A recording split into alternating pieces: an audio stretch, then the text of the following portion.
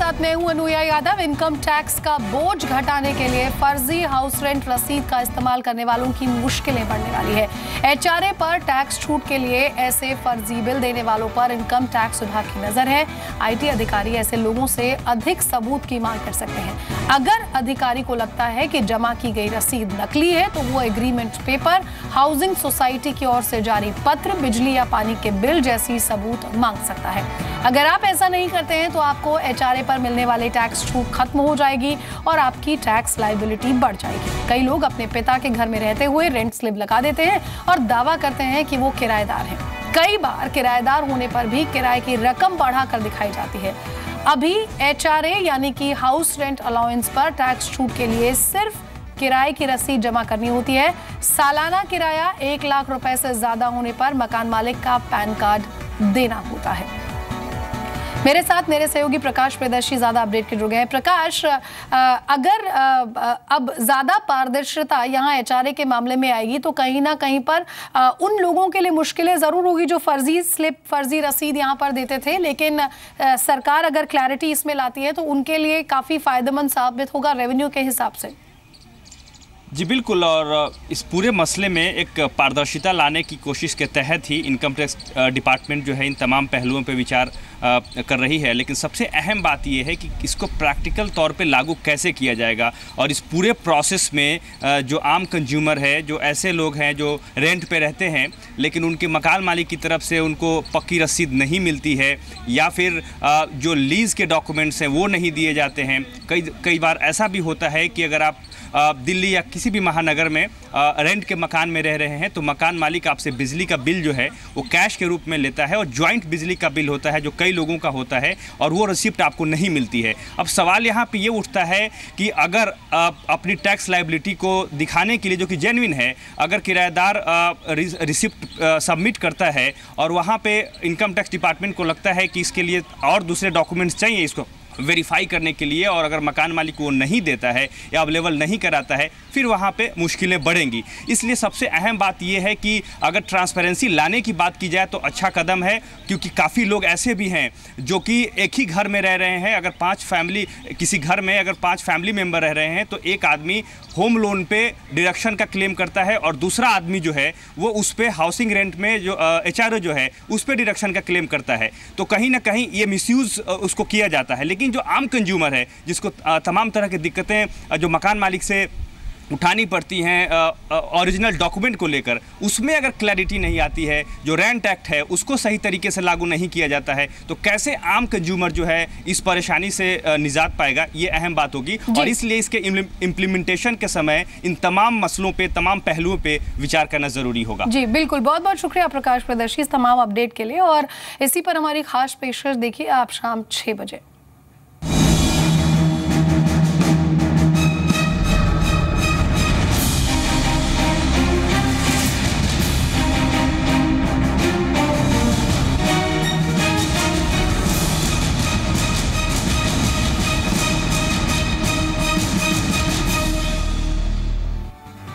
और अब बात बाजार की, तो आज शानदार तेजी देखने को मिली। निफ्टी ने नया उच्चतम स्तर बनाया। इंट्राडे में सेंसेक्स भी 30,000 के स्तर के पार निकल गया। वहीं मिड कैप और स्मॉल कैप इंडेक्स भी नए ऊपरी स्तरों पर पहुंच गए।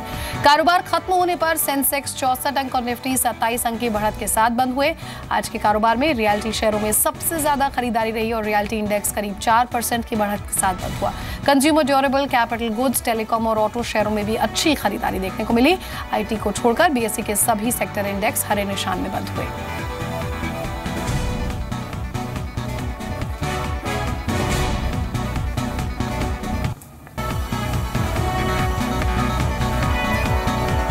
और चलिए अब आपको बाजार में इस तेजी की बड़ी वजह बता देते हैं। तो एफआईआईज की बाजार में जो जोरदार खरीदारी रही वो एक मुख्य कारण है यहाँ पर। साथ ही साथ बाजार को शॉर्ट कवरिंग का सहारा भी यहाँ पर मिला है।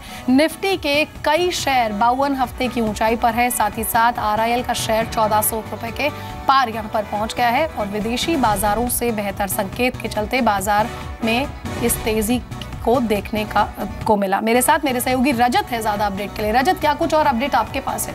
बिल्कुल रिकॉर्ड स्तरों पर इंडियन मार्केट से निफ्टी पे तो चाल है ही। स्ट्रॉन्ग मूव, आज के सत्र की क्लोजिंग है 9265 के लेवल पे, अब तक के रिकॉर्ड लेवल्स हैं। सेंसेक्स इंट्राडे बेसिस पे 30,000 का आंकड़ा पार करता हुआ नजर आया, तो जोरदार खरीदारी इस समय देखने को मिल रही है। और खासतौर से डीआईएस के एक महीने के आंकड़े देखेंगे तो काफी एनकरेजिंग दिखाई देंगे कैश मार्केट पे। निफ्टी पे आज जहां पर सबसे ज्यादा एक्यूमुलेशन देखने को मिल रही थी, उसमें कुछ चुनिंदा स्टॉक्स जैसे कि अदानी पोर्ट, मारुति सुजुकी 6300 के लेवल के ऊपर की क्लोजिंग, रिलायंस इंडस्ट्रीज, जी एंटरटेनमेंट और हिंडाल्को ने पार्टिसिपेट किया। एलएनटी बहुत एक्टिव होता हुआ नजर आया, अच्छी तेजी है। देखिए कल है क्रेडिट पॉलिसी, उससे पहले आज जो बाइंग थी वो इंटरेस्ट सेंसिटिव स्पेस में ज़्यादा देखने को मिल रही थी। Realty stocks, DS Kulkarni, DB realty, Godrej property, Sobha, Nitesh estate जैसे स्टॉक्स चलते हुए नजर आए। स्ट्रॉन्ग मूव था इन सभी स्टॉक्स में। इसके अलावा बैंकिंग और फाइनेंस शेयर्स पे आज के सत्र में काफ़ी एक्टिविटी देखने को मिली। RBL bank, Kotak Mahindra bank, bank of Maharashtra, bank of India, Punjab and Sind जैसे जो स्टॉक्स हैं वहां पर आज के सत्र में एक्टिविटी स्ट्रॉन्ग थी। इसके अलावा इंफ्रास्ट्रक्चर स्टॉक्स, आज फ्लेवर था मार्केट का। एसपीएमएल इंफ्रा, एमबीएल इंफ्रा, रामके इंफ्रा, पटेल इंजीनियरिंग, मधुकान प्रोजेक्ट, सूची बहुत लंबी है। आज इंफ्रास्ट्रक्चर स्पेस में पैसा शानदार बनाए। इसके अलावा स्टील सेक्टर खबरों में था सुबह से ही, बज एक्शन, स्ट्रॉन्ग सेल, साथ साथ प्रकाश इंडस्ट्रीज, आईएसएमटी और रत्नामणि मेटल जैसे स्टॉक्स में बनता हुआ नजर आया। फ्लैट स्टील कीमतों में बढ़ोतरी और स्टील पॉलिसी जल्दी आने की उम्मीद है, एक महीने के अंदर आ जाएगी। इसके अलावा टाइटन, एवी मनी, एचईजी और बिनानी टीएन पेट्रो जैसे स्टॉक्स में मूव पॉजिटिव था। लेकिन सबसे बड़ा इवेंट और जो बाजार के लिए अगला बड़ा ट्रिगर प्रोवाइड होगा वो है कल आरबीआई की क्रेडिट पॉलिसी। बहुत बहुत शुक्रिया रजत इस तमाम अपडेट के लिए। सुनिए मार्केट एक्सपर्ट सुदीप बंदोपाध्याय का क्या कुछ कहना है। देखिए, अगर आप एक मीडियम टर्म के लिहाज से देखें तो हम लोगों को नहीं लगता है कि मार्केट ओवरहीटेड है। हाँ, ये बात सही है कि अभी Q4 के नतीजे आने वाले हैं। मॉनसून का जो मेट्रोलॉजिकल डिपार्टमेंट का प्रेडिक्शन वो आने वाला है। तो जब ये सारे इवेंट्स न्यूज़ फ्लोज मार्केट में आएंगे, शायद मार्केट में थोड़ा करेक्शन देखने को मिल सकता है। बट हम लोगों को लगता है कि that will be an opportunity to buy. अभी भी मार्केट में बहुत सारे ऐसे अच्छे शेयर्स हैं जहां पे वैल्यूएशन रीजनेबल लग रहा है और वहां पे खरीदारी की जा सकती है। आने वाले दिन में आप देखिए, अभी भी मार्केट में पूरा जो मार्केट का पोटेंशियल है वो एक्सप्लॉइट नहीं हुआ है, क्योंकि अभी भी डोमेस्टिक कैपेक्स की शुरुआत ढंग से नहीं हुई है। तो इस हालत में आप देखेंगे तो अगर कंजम्पशन की बढ़त अच्छी होनी है, गवर्नमेंट की इंफ्रास्ट्रक्चर स्पेंड और रूरल में रोड्स और रेलवेज की स्पेंड अच्छी होनी है, तो नेक्स्ट ईयर आप देखेंगे कि कैपेक्स में जो रिवाइवल होगा, अब तक मार्केट ने उसको पूरी तरह डिस्काउंट नहीं किया है। तो अभी भी बहुत बाइंग अपॉर्चुनिटीज है मार्केट में। और इंडिया की इकोनॉमिक ग्रोथ को देखते हुए अभी हम देख सकते हैं कि अगले 3 से 5 साल की टाइम फ्रेम में डेफिनेटली आपको स्टॉक मार्केट से बेहतर रिटर्न मिल सकता है कंपेयर टू दी ऑल्टरनेटिव्स। और कल आरबीआई की क्रेडिट पॉलिसी पेश होगी और तमाम एक्सपर्ट्स और इंडस्ट्री के दिग्गज ये मान रहे हैं कि इस बार उर्जित पटेल दरों में कोई बदलाव नहीं करेंगे। आज से मॉनिटरिंग पॉलिसी कमेटी की 2 दिन की बैठक शुरू हो गई है और एक्सपर्ट्स का मानना है कि कल की पॉलिसी में रिजर्व बैंक का फोकस बैंकिंग लिक्विडिटी, रुपए की स्थिरता और एनपीए की हालत सुधारने पर ज्यादा होगा। जनवरी 2015 से आरबीआई 1.75% तक दरों में कटौती कर चुका है और इसका आधा फायदा कंज्यूमर को भी दिया जा चुका है। पॉलिसी से पहले कुछ बैंकों ने अपने बेस रेट में कटौती भी की, इसमें एसबीआई, एचडीएफसी बैंक और आईओबी हैं। बावजूद इसके क्रेडिट ग्रोथ में सुस्ती बनी हुई है। आपको ये भी याद दिला दें कि पिछली पॉलिसी में आरबीआई ने अपना रुख अकोमोडेटिव से न्यूट्रल कर दिया था, यानी कि रेट कट होने की संभावना हाल फिलहाल में मुश्किल है।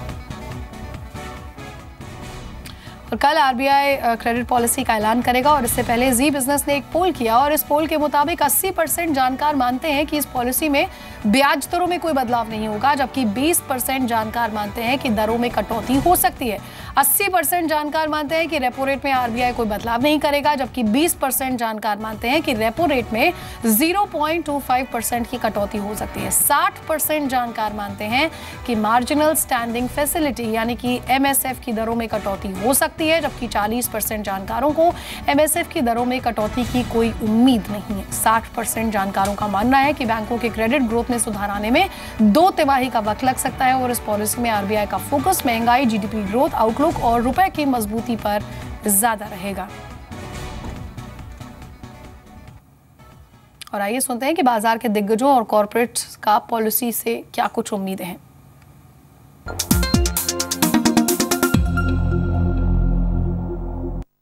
इस पॉलिसी में तो कोई गुंजाइश नहीं है रेट कट की, और अभी क्योंकि अभी फ़िलहाल आरबीआई ने कुछ उनका स्ट्रैटेजी शिफ्ट किया है, न्यूट्रल उन्होंने किया है स्ट्रैटेजी, पहले उसका एकोमोडेटिव था। तो अभी फिलहाल तो कोई अप्रैल पॉलिसी में कोई काट का कोई उम्मीद नहीं है। इस बार मानसून अच्छा हुआ है और इन्फ्लेशन कम हो चुका है, इंफ्रास्ट्रक्चर इन्वेस्टमेंट अच्छी हो रही है और उसके लिए इंटरेस्ट रेट कम होना जरूरी है, और बैंकों में पैसा भी बहुत है और डिपॉजिट के ऊपर कम रेट से कम इंटरेस्ट दे रहे हैं। तो मुझे लगता है कि इंटरेस्ट रेट इस बार कम होएगा। लास्ट टाइम 25 बेसिस पॉइंट से कम हुआ था, इस बार भी थोड़ा 25 बेसिस पॉइंट से कम होने में कोई हर्जा नहीं है। हम लोगों को लगता है कि रेट कट होने की संभावना नहीं है, पर एक शॉर्ट टर्म लिक्विडिटी मार्केट से सक करने के लिए, निकालने के लिए आरबीआई जरूर कोई कदम लेंगे और वहीं पे ध्यान रखना पड़ेगा क्या कदम लिया जाता है शॉर्ट टर्म लिक्विडिटी मार्केट से कम करने के लिए।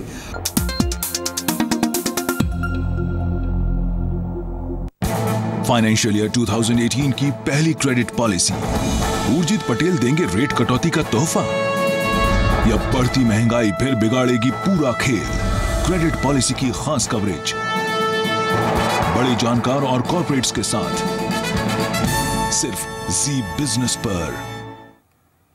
रिजर्व बैंक ने एक बार फिर 200 रुपए के नोट जारी करने के संकेत दे दिए हैं। आरबीआई के एक वरिष्ठ अधिकारी के मुताबिक जून से 200 रुपए के नोट की छपाई का काम शुरू हो सकता है।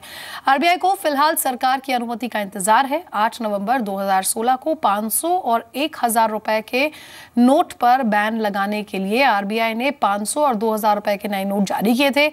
आरबीआई के मुताबिक 1000 रुपए के नए नोट जारी करने की कोई योजना नहीं है।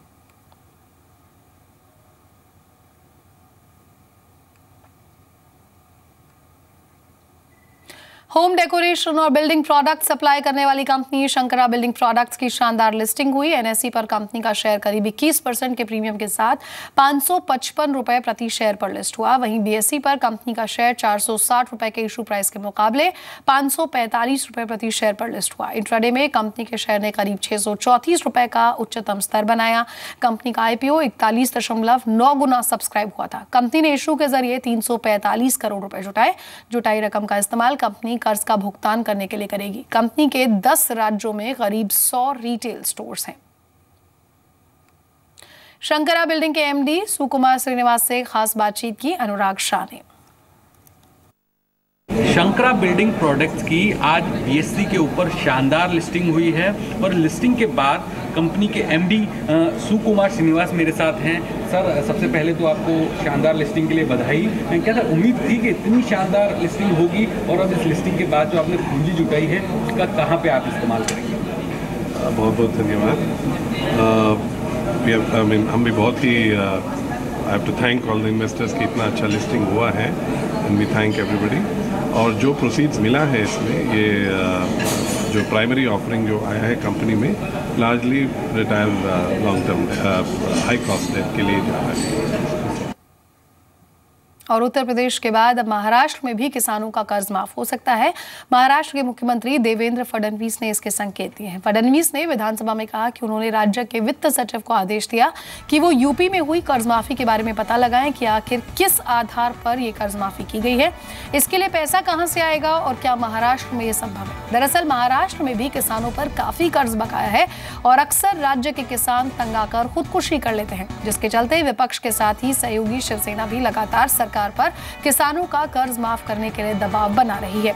इससे पहले कल उत्तर प्रदेश सरकार ने लघु और सीमांत किसानों का फसल के लिए लिया गया 1 लाख रुपए तक का कर्ज माफ कर दिया, जिससे राज्य सरकार पर कुल 36,359 करोड़ रुपए का बोझ आएगा। उत्तर प्रदेशने इतकी मोठी कर्जमाफी या ठिकाणी केल्यानंतर यूपी में किसानों के कर्ज माफी के बाद राज्य के फाइनेंस सेक्रेटरी को यूपी में लोन माफी के मॉडल का आधार पता करने के लिए निर्देश दिए हैं। उत्तर प्रदेशचं मॉडेल काय आहे? किसानों को लोन माफी के मुद्दे पर सभी जरूरी जानकारी इकट्ठा की जा रही है। सभी राज्यों के मॉडल का आकलन करके उचित फैसला लेंगे। त्या ठिकाणी घेण्याच्या दृष्टीने अध्यक्ष महोदय सगळी किसानों को लोन माफी को लेकर केंद्र सरकार से मदद मांगी है। केंद्र सरकार मदद नहीं करती है तो और विकल्पों पर भी विचार कर रहे हैं।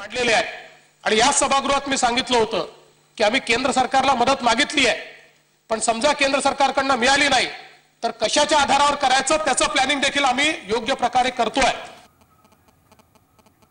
मेरे साथ मेरे सहयोगी राम राजेश शिंदे यहाँ पर ज़्यादा अपडेट के लिए जुड़ गए हैं।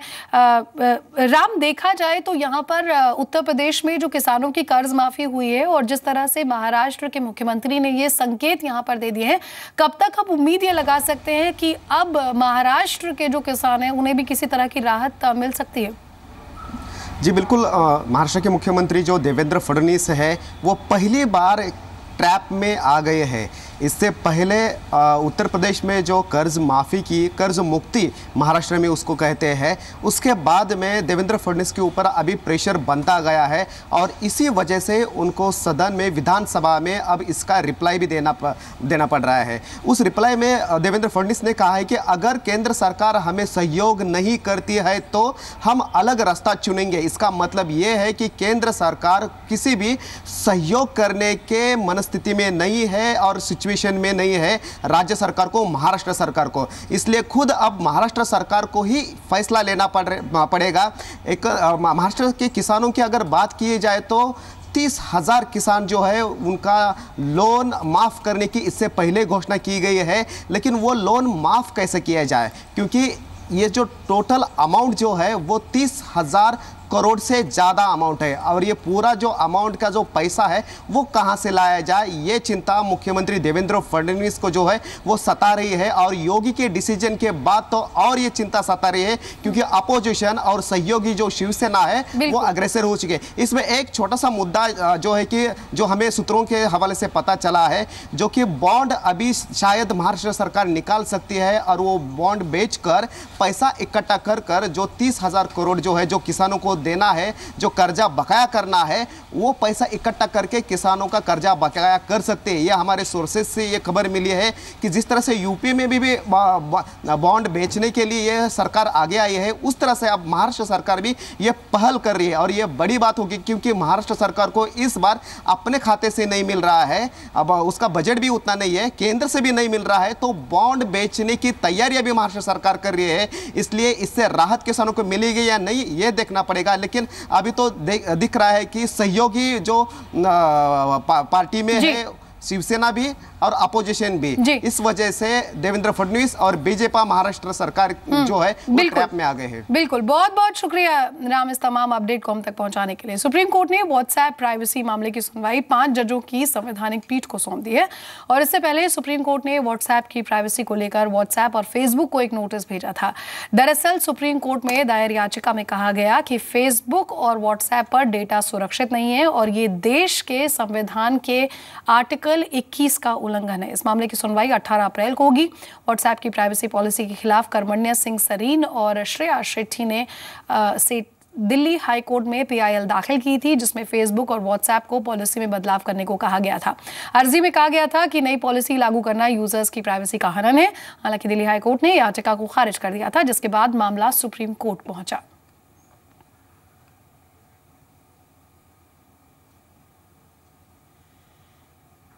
अनऑर्गेनाइज्ड डेयरी और तबेलों के दूध की क्वालिटी और बेहतर हो सकती है।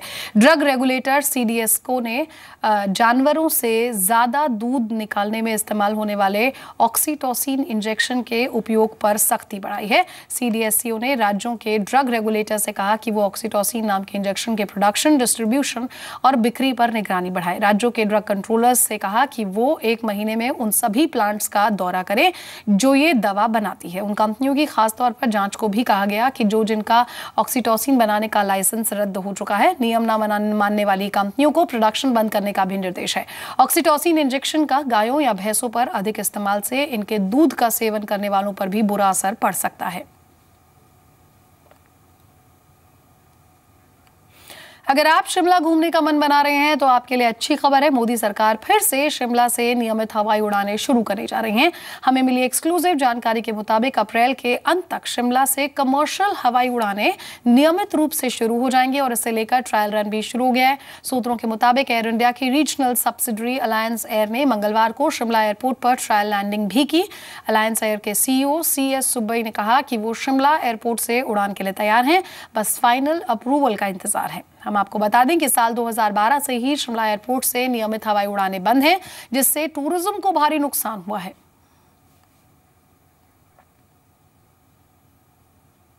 केंद्र सरकार जल्द ही स्टील कंपनियों की रैंकिंग करेगी। जी हां, केंद्रीय इस्पात मंत्री चौधरी बीरेंद्र सिंह ने इस बारे में जानकारी देते हुए कहा कि स्टील बनाने वाली कंपनियों के 1 से 50 के बीच रैंकिंग की जाएगी, जिसके आधार पर इन कंपनियों को बैंकों से सस्ता लोन भी मिल सकेगा। इस रैंकिंग में बैंक क्रेडिट रैंकिंग भी एक क्राइटेरिया होगा और इसके अलावा स्टील मंत्री के मुताबिक नई स्टील पॉलिसी भी 1 महीने के अंदर फाइनल कर ली जाएगी। 50 प्रोड्यूसर्स के लिए रैंकिंग की बात काफ़ी अहम बात है सर। उसमें रैंकिंग का क्या मैकेनिज्म होगा, उसको किस तरीके से इम्प्लीमेंट करेंगे? मैकेनिज्म तो अब भी है, हमारा जो इंटीग्रेटेड स्टील प्लांट्स हैं उसके लिए भी हम अवार्ड देते हैं। उसी पैमाने को दोबारा से देख के कि सेकेंडरी स्टील में कौन सी चीज़ें हैं और किन चीज़ों पे उन 50 जो अवार्डी होंगे उनको चुना जाएगा, उसका भी तय करेंगे। अगले साल से शुरू होगा ये। सर उसमें क्या जो रेट ऑफ इंटरेस्ट होगा उन प्रोड्यूसर्स के लिए बैंक की तरफ से, उसमें कमी आएगी? वो सारी चीज़ें आपने देखी हैं। वो अगर उससे दूसरे को प्रोत्साहन मिलता है जो उसको रैंकिंग मिलने से, तो उसको भी जो सिस्टम है उसमें कहीं ना कहीं कोई ना कोई फ़ायदा मिलना चाहिए, इंसेंटिव मिलना चाहिए, ज़रूरी है। सर नेशनल स्टील पॉलिसी की अगर हम बात कर रहे हैं, नेशनल स्टील पॉलिसी कब तक उसका फाइनल ड्राफ्ट तैयार होगा? फाइनल ड्राफ्ट आई, इनकी भी कुछ इनपुट हमने लेनी है और कुछ आई हैं, तो मेरे ख्याल में हम कैबिनेट के लिए भेज देंगे उसको। जो ही कैबिनेट की मोहर उस पर लग जाएगी तो हो सकता है अगले महीने में या इस महीने में भी उसको अनाउंस कर सकते हैं। कांग्रेस और मायावती ने आज ईवीएम के मुद्दे पर राज्यसभा में हंगामा किया। हंगामे की वजह से राज्यसभा की कार्रवाई को कुछ देर के लिए स्थगित करना पड़ा। वहीं सरकार ने विपक्ष से इस मुद्दे पर हंगामे की बजाय चुनाव आयोग में शिकायत करने की नसीहत दी। बीएसपी अध्यक्ष मायावती ने राज्यसभा में ईवीएम का मुद्दा उठाया और बीजेपी को बेईमान कहा। राज्यसभा में विपक्ष के नेता गुलाम नबी आजाद ने कहा कि ईवीएम शक के घेरे में है, जो लोकतंत्र के लिए सही नहीं है। इस पर बीजेपी ने कहा कि इस तरह के सवाल उठाकर विपक्ष जनता पर ही सवाल उठा रहा है। उत्तर प्रदेश में ईवीएम में बड़े पैमाने पर गड़बड़ी की गई है और इस मामले को लेकर हमारी पार्टी अदालत में भी जा रही है। ये पहली दफा हमारे देश में ईवीएम मशीन शक के घेरे में आ गए। मायावती जी ने जनता को बेईमान कहा है, तत्काल इसको स्पष्ट किया जाए। She said publics are dishonest, people are dishonest। UP चुनाव में सबसे बुरी हार के बाद मायावती ने ईवीएम में गड़बड़ी को बीजेपी की जीत की वजह बताया था। अरविंद केजरीवाल ने भी ईवीएम में गड़बड़ी का आरोप लगाया। एमसीडी चुनाव बैलेट पेपर से कराने की मांग की। कांग्रेस ने भी ईवीएम पर शक जताते हुए अगले चुनाव में बैलेट पेपर के इस्तेमाल की सलाह दी थी। चुनाव आयोग ने ईवीएम में गड़बड़ी के आरोपों को खारिज किया। केजरीवाल को पंजाब में मिली हार पर चिंतन करने के लिए कहा। सीरिया में संदिग्ध रासायनिक हमले में मौत का आंकड़ा बढ़कर 100 के पार पहुंच गया है। यूनाइटेड नेशंस पर इस हमले को लेकर सीरिया पर बड़ी कार्रवाई का दबाव बढ़ गया है। सीरिया में विद्रोहियों के कब्जे वाले शेखून शहर में इस हमले के बाद भयानक मंजर है। मारे गए 100 से ज्यादा लोगों में दर्जन भर से ज्यादा बच्चे हैं। सोशल मीडिया पर वायरल हुई तस्वीरों में लोगों को तड़पते हुए देखा जा रहा है। अमेरिका और ब्रिटेन ने संदिग्ध केमिकल हमले के लिए असद सरकार को जिम्मेदार ठहराते हुए यूनाइटेड नेशन से कड़ी जांच और कार्रवाई की मांग की है। वहीं रूस ने हमले में अपना हाथ होने से साफ इनकार किया है। यूनाइटेड नेशन ने कहा है कि अगर किसी तरह के केमिकल हथियार का इस्तेमाल हुआ है तो ये सच में चौंकाने और परेशान करने वाला है। यूएन ने मामले को लेकर सुरक्षा परिषद की आपात बैठक बुलाई है। इदलिब में केमिकल हमले का दावा ब्रिटेन की Syrian observatory for human rights संस्था ने किया था। हमले में जहरीली गैस के इस्तेमाल का अंदेशा है, क्योंकि ज्यादातर लोगों की मौत दम घुटने से हुई है। हमले के बाद लोगों में सांस लेने में दिक्कत, उल्टी होना और मुंह से झाग निकलना जैसे लक्षण दिखाई दिए हैं। सीरियाई राष्ट्रपति बशर अल असद ने इस हमले के लिए विद्रोही संगठनों को जिम्मेदार ठहराया है।